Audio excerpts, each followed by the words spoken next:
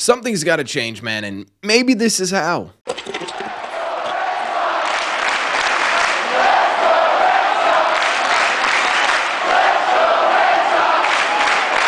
What is going on, everybody? Welcome back to Red Sea Radio. My name is Corbin. Thank you very much for clicking on this video. Yeah, the Red Sox are mid, right? They're a mediocre baseball team right now. They're not terrible. They're not good either. And they need to be good. At the bare minimum, they need to be a solid baseball team. That's what we were expecting coming into this major league season. 45 games into this year is not a small enough sample size to say that this isn't who the Red Sox are, right? 45 games is basically what? A quarter of the way through the season, and this is who this Red Sox team is. But 45 games is also not enough to say that this team can't change, that this team can't be better. And so what we're going to do is we're going to become Craig Breslow, and we are going to fix the Boston Red Sox, because the only way that things change is to actually make changes. And the very first thing I am doing as Craig Breslow is I'm getting Luis Guerrero the hell up to Major League Baseball. It's honestly mind-blowing to me that he's sitting in minor league baseball right now, because yes, it's a small sample size, but through Luis Guerrero's first 12 games at MLB, he is yet to allow an earned run. The Red Sox could really use that right about now, right? They could use a guy who doesn't give up runs out of the bullpen, in the middle innings of the bullpen, in the later higher leverage situations in the bullpen. The Red Sox could use somebody who is not giving up runs right now, because apparently this Red Sox bullpen is incapable of doing that. Now, in this video, we're not just saying, oh, this guy should come up. We're finding legitimate solutions here. So how do you get Luis Guerrero onto the Major League roster? To me, that answer is pretty simple. It's just simply getting Tanner Houck on the IL. I'm not going to deep dive into why this makes sense. We talked about this in yesterday's video. In order to get him into the bullpen, I would slot Sean Newcomb back into the rotation, and I would put Luis Guerrero into the bullpen.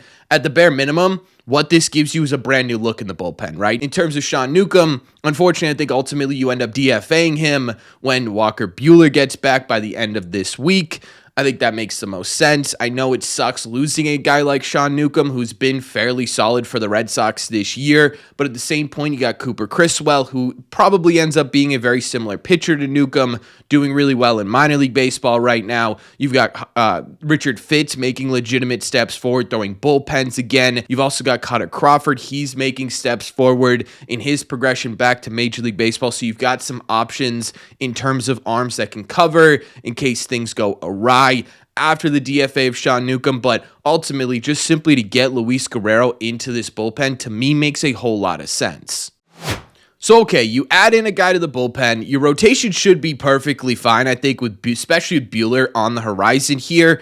I'm not done with the Red Sox bullpen yet. The second thing I am finding a way to do is I am finding a way to put Nick Burdi onto the 40-man roster and ultimately onto the 26-man roster, who are guys that are sitting in minor league baseball that can help this Red Sox team right now. Nick Burdi has to be towards the top of this list. In 16 2/3 innings, the dude has a 0.54 ERA. The FIP is at just 1.56. He's striking out 13.5 batters per 9 inning and just walking 2.7. That is gross, disgusting, really good stuff out of Nick Burdi. His last stint in Major League Baseball was really, really small, 9 2/3 innings, but it looked similar to what he was showing in minor league baseball this season. I'm giving this dude a chance as soon as humanly possible. He can't be less clutch than anyone in this bullpen right now, so why the hell not, right? I don't know. At least changing up the look a little bit to hitters that you're facing in these 6th, 7th, 8th innings. Now, to get him onto the 40-man roster, got a couple of options here.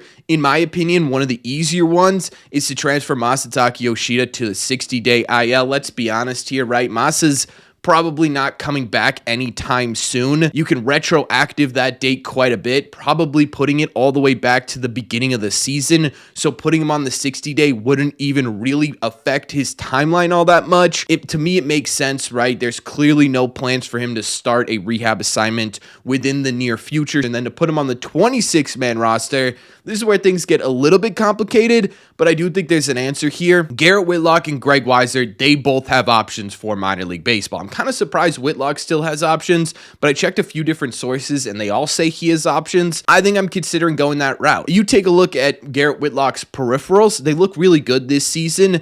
He's just getting hit hard, and that's something that maybe a few weeks in minor league baseball you could tweak and figure out. I don't know that it's Whitlock over Weissert, but I picked Whitlock over Weissert right now because I think Weissert has had more successful appearances over the course of the season than Garrett Whitlock has. I think he's had more successful appearances recently than Garrett Whitlock has, despite what he did last night. That's a pretty easy solution, right? So now what you're looking at is immediately you're looking at a rotation that doesn't include Tanner Houck, which I think at the end of the day is a net positive for the Red Sox. You're looking at a bullpen that has kind of a totally different look. At least these guys are here to give you some new light in this bullpen, to give you some new options, some new looks, right? Just change something up a little bit, right? At least at the bare minimum, it's not this hellscape Groundhog Day that we continue to watch every single game where it's Red Sox get out to a lead by 1 run. Red Sox lose that lead by 1 run. It's just this Groundhog Day over and over again. At the bare minimum, at least if they're still giving up baseball games, it's new faces giving up those baseball games. I don't know, dude. But the very first thing I'm doing as Craig Breslow is I am changing this bullpen up. I'm changing this bullpen up today. But I'm not just switching up the pitching on this team. I'm also switching up the offensive stuff as well. The very first thing I'm doing if I'm the Boston Red Sox is I'm transferring Tristan Casas to the 60-day IL. This is going to happen eventually. He's certainly not going to be coming back anytime in the near future. The Red Sox will be putting him on the 60-day at some point this season. To me, doing it now just gives you some options. It allows you to open up a spot on that 40-man roster. But before we get to who's filling that, let's talk about another move I'm making before that. Once Romy Gonzalez is healthy, which should be in the next few days, I am DFAing Abraham Toro. I think Nick Sogard is doing a competent job of covering first base. I think he has better potential at the plate. I think he makes more sense for where the Red Sox are at right now. If you're looking for a left-handed bat on that bench, Nick Sogard can be that guy. Between him and Romy, you can cover first base pretty fine. I don't know that Abraham Toro does really anything for this Red Sox team right now. He's not really doing it defensively. He's not really doing it offensively. He's just a guy, a body that you could put in there every other day to prevent one guy from playing there consistently. I don't think DFAing him really does anything bad for the Boston Red Sox. Even if you want to talk about depth, you've got Vaughn Grissom on the 40-man roster. You now have 2 open 40-man roster spots. If you really wanted to, you could put a Nathan Hickey. You've got Yasmani Grandal, who has some experience over there at first base. So you've got some options in minor league baseball if you really want to fill up that 40-man roster spot. To me, if you're talking about, okay, immediate fixes to the Red Sox, getting these guys who just simply are not really doing anything. They're just bodies on the roster, off the roster, and filling those holes with guys who could do something.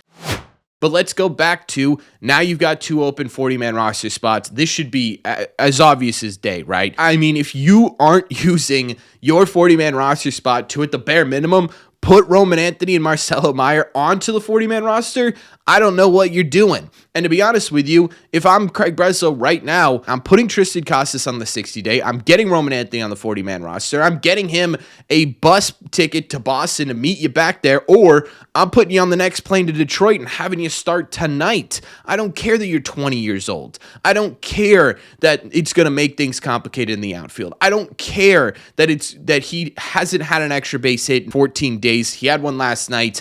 He still looks perfectly fine at the plate.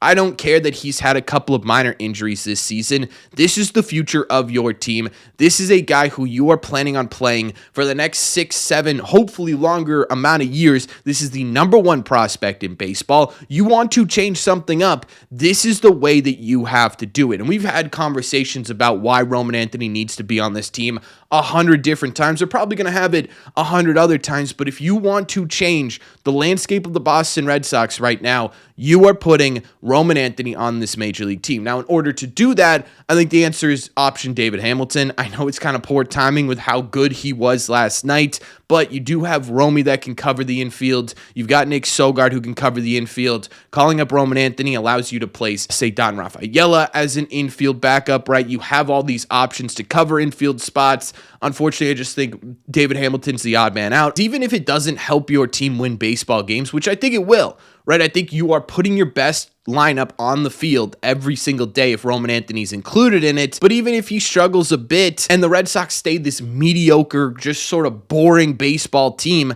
at least you could be excited about something, right? You can look at, okay, yeah, they're mediocre now, but look at how they're developing Roman Anthony. Look at how they're developing Christian Campbell. Imagining a season that starts off with a fully developed both of these guys, including Marcelo Meyer and Rafael Devers, right? With Wilyer Abreu mixed in there, with Duran mixed in there, with Bregman mixed in there, right? You can start to picture, okay, how does this team become elite again? And at the bare minimum, it gives you something to root for, right? Because right now you're sitting there and it's this hellish Groundhog Day where you're just day in and day out watching the same problems occur in the same games and ending up in the same results. At the bare minimum, at least this gives you something different. Now with the Marcelo Meyer thing, I'm at least at the bare minimum putting him on the 40-man roster, right? You've got that open spot with Toro being DFA'd. I don't know when the right time to call him up is because it's a harder conversation to have. With Roman, it's like, hey, say, Don, we paid you, dude. You know, you've been really good defensively. You're looking a lot better at the plate, but let's be honest here. Roman Anthony is the better option overall. Maybe even sitting Duran for a couple of days. He's been cold as well. Maybe your option there too. You have options in the outfield. With Marcelo, it's essentially telling Story, hey, you're going to become a bench player, right? And that's a much more difficult conversation to have. But let's think outside of the box here. Let's get really creative in how the Red Sox fix themselves. What if they tell Christian Campbell to put on a first baseman's mitt? I know it sounds ridiculous, and Campbell's an athletic person, but at the same time, too, Rafi isn't going over there anytime soon. You've got Sogard and Romy, which I don't totally hate, but if you put Campbell over there, who has played basically every other position on the diamond, who I do think would be able to pick up first base pretty easily, you can then call up Marcelo to play shortstop or second, have Story play the other position, and I think offensively, you're putting a better team out there than what you're showing right now, right? Romy's fine, Sogard is fine, Marcelo Meyer can be generational, and I think getting him into this lineup, again, like Roman Anthony at the bare minimum, gives you something to watch every night. If they're going to be a mediocre, middle-of-the-road, boring baseball team, take out the boring and let's watch these guys develop in real time at the major league level. And who knows, right? Maybe these guys do struggle, but maybe they come up here and they legitimately change the face of Red Sox baseball within the first month. We don't know, but the talent is absolutely there to do that. I just sit there and I think to myself, this needs to happen and these guys need to be on this major league team. I don't know, man. Maybe this is nothing. Maybe I'm delusional. Maybe this team is destined to just be this middle-of-the-road, boring baseball team, and nothing we do is going to fix it. But at the bare minimum, at least this gets you a little bit of a different look here. The last thing I'm doing as Craig Breslow is I'm sitting Core down and I'm saying, look, I love you, dude. I think this team is better with you at the helm of it. It's why we gave you an extension, but you need to stop protecting these guys so much, right? I think over the last couple of years, Core's sort of developed this protection plan over all these young players where he sits there, and last year it made sense, right? You were a young, inexperienced team. You needed that protection. You're a different team now. You need to be more aggressive. You need to be a manager who's managing like every single one of these games is an elimination game. See, last night, for example, you push Greg Weissert because, hey, on the off chance that something happens, we need to use someone else in the 12th inning here. We don't have any other arms available. But at the same time, too, if you'd put Hendricks into that game, you may have won that thing, right? And then all of a sudden, we're talking about a much different outcome of this series. There's a huge difference between those two outcomes, and Core decided to protect his guy, and I get it, but you need to start managing like this team is the veteran, experienced team that can handle this sort of pressure, that can handle this sort of work environment that we haven't had over the last couple of years. I think doing all of this, in my mind at least, puts the Red Sox in a better position to win. Maybe it doesn't actually work out on the field, but at least you're trying something. And to me, this is how you fix the Red Sox. But that's just my opinion. So let me know in the comment section down below, what are you guys doing? If you were going to fix the Boston Red Sox, how do you do it? As always, if you made it to the end of this video, do me a favor. Make sure you guys have hit that subscribe button if you haven't already. If you're new here, we talk Red Sox content almost every single day. Also, make sure you guys have hit the like button on this video as well. It just simply helps out a ton, and it's the best way to let me know you're enjoying the content. Don't forget, if you guys want to listen instead of watch these episodes, all you got to do is head over to your favorite podcasting app and look up Red Seat Radio. Thank you all very much for clicking on this one. I will see you tonight, right around 6:35, 6:40 p.m. Eastern time to watch the Red Sox, hopefully not get swept, but either way, we'll be watching them. And as always, I'll see you in the Red Seats.